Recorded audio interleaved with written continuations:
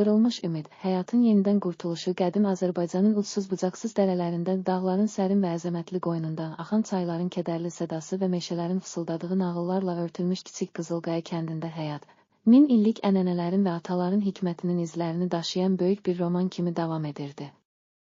Hər səhər dağların zirvələrindən aşağı süzülən qızılı günəş şüaları, kəndin dardaş yollarını və köhnə evlərin səssiz divarlarını oyadır, torpağın özünə məxsus zəngin ətirini bütün sakinlərə bəxş edirdi. Lakin bu möcüzəvi mənzərənin arxasından insanların qəlbində dərin qırıq ümidlər, sarsılmış arzular və itirilmiş nəzarət izləri də mövcud idi. Kənd sakinləri üçün ən böyük xəzinə maddi sərvətlərdə yox, atalarının bizə buraxdığı əbədi dəyərlərdə gizlənirdi: sevgi, mərhəmət, ədalət və dürüstlük. Bu müqayisə olunmaz dəyərlər nəsildən nəsilə ötürülürdü. Hər kəs keçmişin ağır xatirələrini, yaşanmış dərsləri və gələcəyin parlaq arzularını ürəklərində daşıyırdı. Lakin son illərdə kəndin həyatında baş verən fəlakətlər, qırılmış ümidlər və itirilmiş nəzarət insanlarda dərin yaraların açılmasına səbəb olurdu. Gənc Murad Məmmədov, Kiçik Qızılqaya kəndinin ən hörmətli ailələrindən biri olan Məmmədovlar nəslinin övladı, uşaqlıqdan bəri kəndin dardaş yollarında, köhnə evlərin sükutlu divarlarında və atalarının eşq dolu nağıllarında böyümüşdü. Onun həyatı, atalarının sözləri və ənənələri ilə möhkəmlənmişdi. Qoca Hacı Əli bəy hər axşam ocağın qarşısında toplanan ailə üzvlərinə deyərdi: həyat böyük bir roman kimidir, hər səhifəsində acı ilə şirin, kədər ilə sevinc bir araya gəlir. Biz bu romanı atalarımızın bizə buraxdığı əbədi dəyərlərlə yazırıq və qəlbimizdə yanan o həqiqət səsi bizim gələcəyimizə ümiddir. Bu sözlər Muradın qəlbində sarsılmaz inam toxuması kimi dərin izlər buraxır, ona həyatın əsl mənasını, insanın öz içində yanan doğru səsi və ədaləti tapmaqda yardımcı olurdu. Ancaq kəndin həyatı artıq keçmişin sakit dövrlərindən uzaq idi. İqtisadi çətinliklər, ağır qış fırtınaları, ərzaq və su çatışmazlığı kənd sakinlərini sanki öz həyatlarından nəzarəti itirmiş və qəlblərində dərin yaralar buraxan bir vəziyyətə salmışdı. Hər kəs keçmişin acı xatirələrini, itkiləri və unudulmuş arzuları yenidən dirçəltdikcə, bu sərt reallıq qarşısında öz içindəki sarsılmış ümidləri də qırılmış kimi hiss edirdi.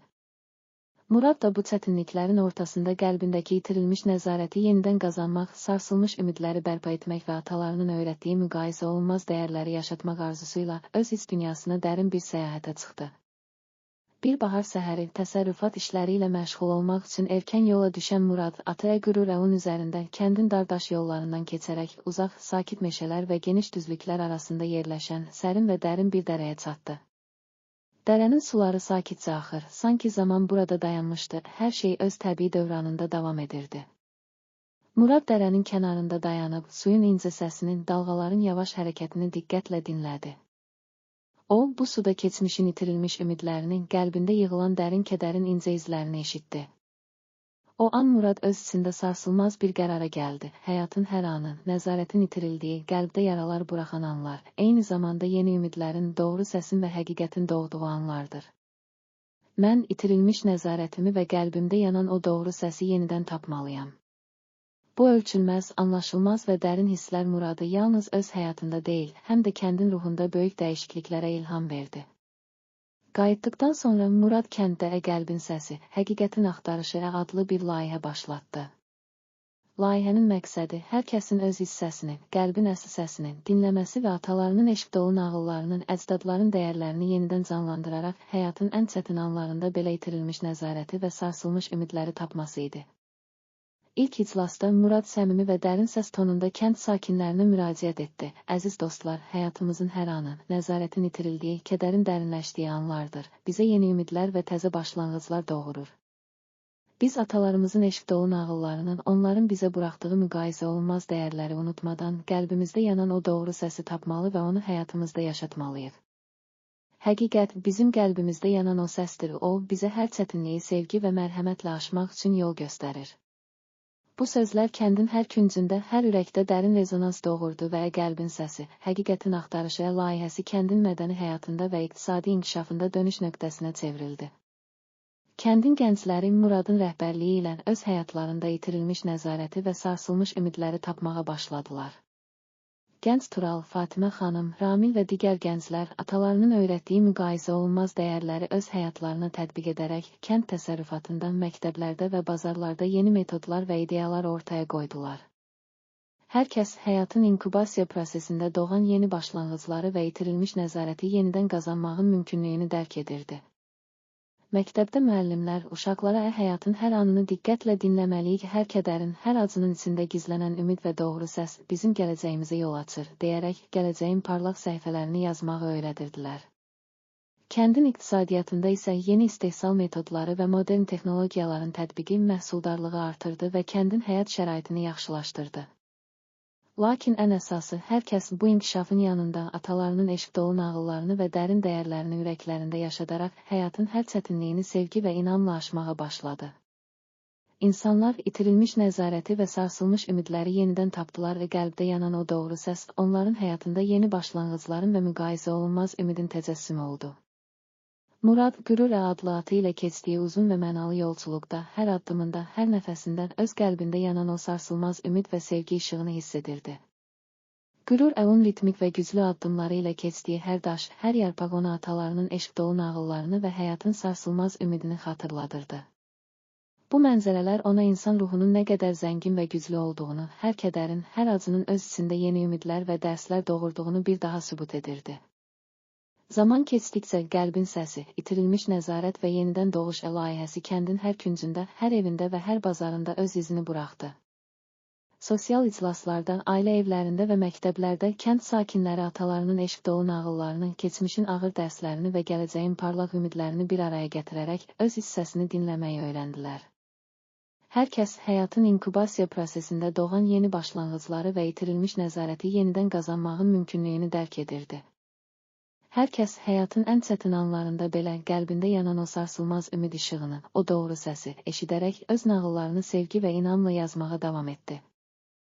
Bir neçə il sonra Kiçik Qızılqaya kəndi yalnız modern təsərrüfatın və iqtisadi inkişafın simvolu deyildi, o, eyni zamanda atalarının eşq dolu nağıllarını, dərin dəyərlərini və insan ruhunun sarsılmaz gücünü nümayiş etdirən bir mədəniyyət mərkəzi kimi tanındı. Kəndin hər kəsi həyatın ən çətin anlarında belə qəlbində yanan o doğru səsi, o müqayisə olunmaz ümid işığını itirmədən gələcəyə doğru addım atmağı bacardı.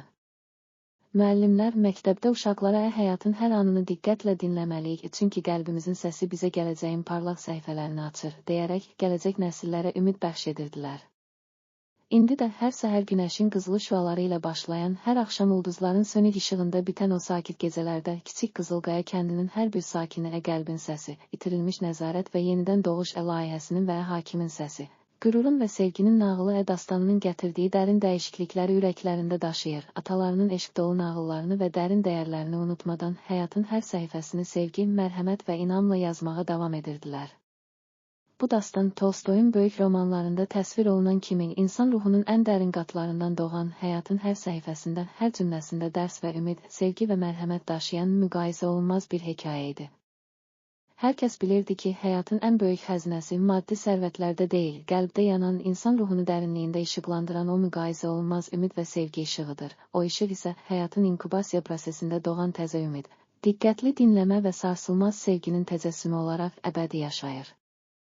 Beləliklə, Kiçik Qızılqaya kəndi atalarının öyrətdiyi müqayisə olunmaz dəyərləri və qəlbdə yanan, ölçülməz və qırılmış ümidləri, lakin eyni zamanda yenidən doğan, bərpa olunan insan ruhunun əsl səsini ürəklərində saxlayaraq, həyatın hər çətinliyini sevgi, mərhəmət və inamla aşdı və gələcək nəsillərə də bu sarsılmaz gücün, bərpa olunmuş ümidin və müqayisə olunmaz dəyərin canlı təcəssümünü miras qoydu.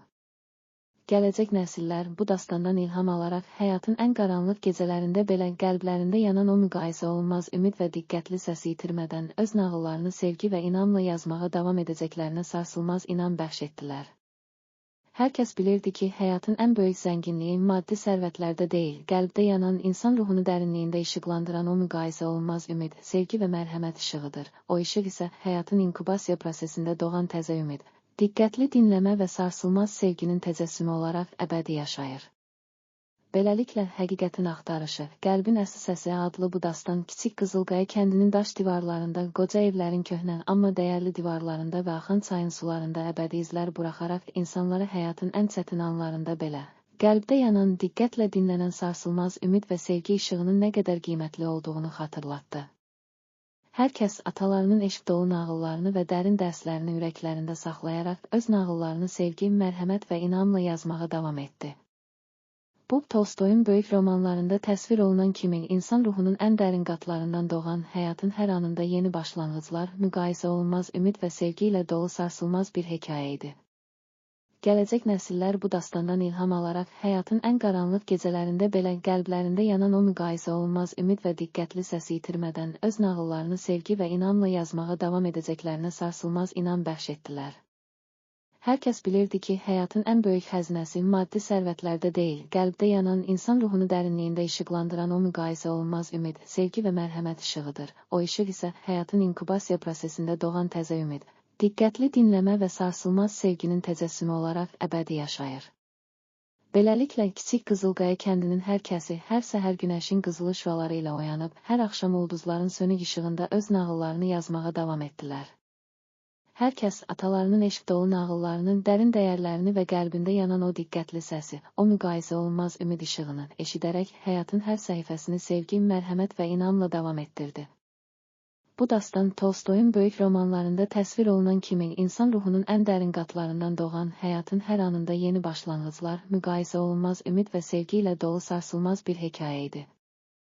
Gələcək nəsillər bu dastandan ilham alaraq həyatın ən qaranlıq gecələrində belə qəlblərində yanan o müqayisə olunmaz ümid və diqqətli səsi itirmədən öz nağıllarını sevgi və inamla yazmağa davam edəcəklərinə sarsılmaz inam bəxş etdilər. Hər kəs bilirdi ki, həyatın ən böyük zənginliyi maddi sərvətlərdə deyil, qəlbdə yanan, insan ruhunu dərinliyində işıqlandıran o müqayisə olunmaz ümid, sevgi və mərhəmət işığıdır. O işıq isə həyatın inkubasiya prosesində doğan təzə ümid, diqqətli dinləmə və sarsılmaz sevginin təcəssümü olaraq əbədi yaşayır. Beləliklə, həqiqətin axtarışı, qəlbin əsl səsi adlı bu dastan kiçik Qızılqaya kəndinin daş divarlarında, qoca evlərin dəyərli divarlarında və axan çayın sularında əbədi izlər buraxaraq insanlara həyatın ən çətin anlarında belə qəlbdə yanan, diqqətlə dinlənən sarsılmaz ümid və sevgi işığının nə qədər qiymətli olduğunu xatırlatdı. Hər kəs atalarının eşq dolu nağıllarını və dərin dərslərini ürəklərində saxlayaraq öz nağıllarını sevgi, mərhəmət və inamla yazmağa davam etdi.